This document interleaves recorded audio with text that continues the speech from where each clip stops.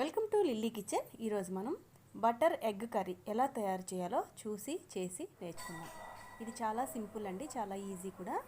మొదటిగా స్టవ్ వెలిగించుకొని కడాయి పెట్టుకొని కడాయిలో మనం ఆయిల్ యాడ్ చేసుకోవాలి. ఒక 4 స్పూన్స్ ఆయిల్ యాడ్ చేశానండి. నేను మొదటిగా చెక్క మొగ్గ వేసాను. ఈ ఆయిల్ వేడెక్కిన తర్వాత కొంచెం జీలకర్ర వేసానండి, అంటే ఒక 1/2 స్పూన్ జీలకర్ర వేసాను. ఒక 1/2 స్పూన్ వచ్చేసి ఆవాలు వేసానండి. ఇవి కొంచెం వేగుతున్నప్పుడు తరిగి పెట్టుకున్న ఒక ఉల్లిపాయ ముక్కలు వేసానండి. ఇవి కొంచెం మీడియం ఫ్లేమ్లో పెట్టుకొని మనం ఫ్రై చేసుకుందాము. ఇలా పచ్చి వాసన అంతా పోయేదాకా మనం చక్కగా దీన్ని ఫ్రై చేసుకోవాలండి. ఇలా ఫ్రై చేసుకుంటూ మనం తర్వాత ఏం చేయాలి, ఇప్పుడు పచ్చిమిర్చి నేను కట్ చేసి పెట్టుకున్నాను పక్కన, అవి కూడా ఇందులో వేసేసుకుందామండి. ఇప్పుడు నేను పచ్చిమిర్చి వేసేసాను. పచ్చిమిర్చి వేసేసిన తర్వాత ఈ పచ్చిమిర్చి కూడా కొద్దిగా వేగాలి కదా, ఈ పచ్చి వాసన అంతా పోవాలి కదండి. చక్కగా వేగిన తర్వాత వేగుతూ ఉన్నప్పుడు మంచిగా మనం నీట్గా క్లీన్ చేసి పెట్టుకున్న కరివేపాకు, ఇది చాలా మంచిదండి కరివేపాకు. అది కూడా వేగిన తర్వాత ఒక 2 స్పూన్స్ అల్లం వెల్లుల్లి పేస్ట్ వేసానండి. అల్లం వెల్లుల్లి పేస్ట్ వేసాను. చక్కగా ఇది కూడా బాగా వేగిపోవాలండి. ఈ అల్లం వెల్లుల్లి కూడా పచ్చి వాసన పోయేదాకా వేగిపోవాలి.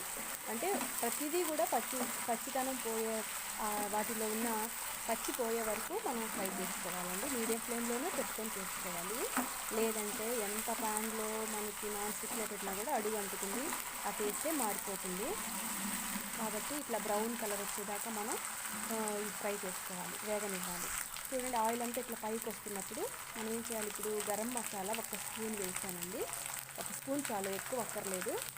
గరం మసాలా వేసిన తర్వాత చాట్ మసాలా వేస్తే కూడా చాలా టేస్ట్ వస్తుంది.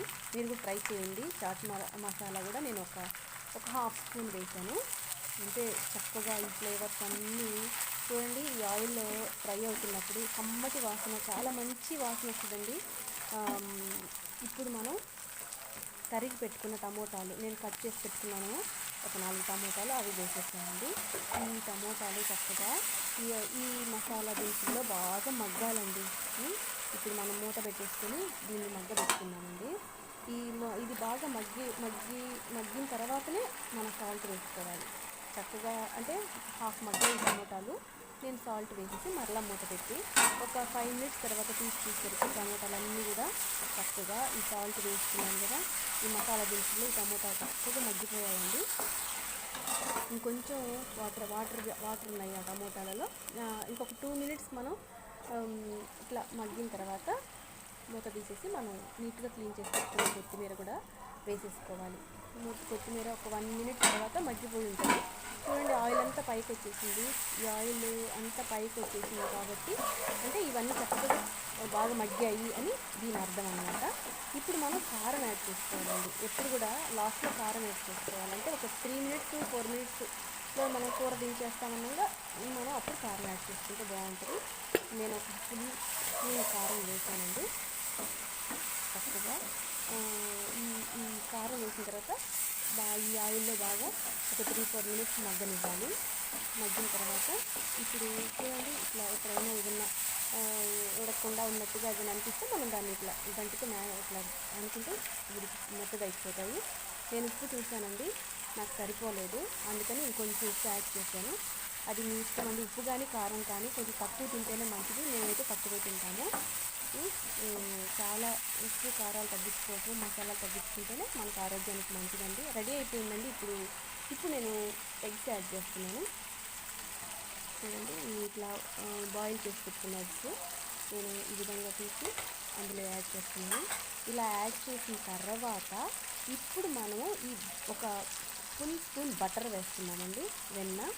చూడండి, ఇలా వేయాలి. ఇలా వేసేసుకునేసి మనము మూత పెట్టేసుకొని ఒక 2-3 మినిట్స్ మగ్గనివ్వాలండి. ఎందుకంటే ఈ మసాలా దినుసుల్లో ఉండే ఫ్లేవర్లోకి ఈ బటర్ అంతా కలిసిపోవాలి. అప్పుడు చాలా టేస్ట్గా ఉంటుందండి. మీరు ట్రై చేయండి. ఇది చాలా బాగుంటుంది ఈ కర్రీ. చూడండి, ఆయిల్ అంతా పైకి వచ్చింది. ఒక 5 మినిట్స్ తర్వాత మనం చూస్తే ఈ మసాలా అంతా బాగా వేగిపోయింది ఆయిల్లో. చక్కగా ఈ బటర్ కూడా ఈ ఆయిల్లో కలిసిపోయింది. ఈ ఎగ్ ఇవన్నీ కూడా దీన్ని అన్నీ కలిపేస్తున్నాను. చూడండి, ఇలా కలుపుతున్నప్పుడు ఆ ఫ్లేవర్స్ అన్నీ చక్కగా పర్ఫెక్ట్గా యాడ్ అయినప్పుడు కర్రీ మాత్రం చాలా టేస్ట్గా వస్తుందండి. మీరు ట్రై చేయండి.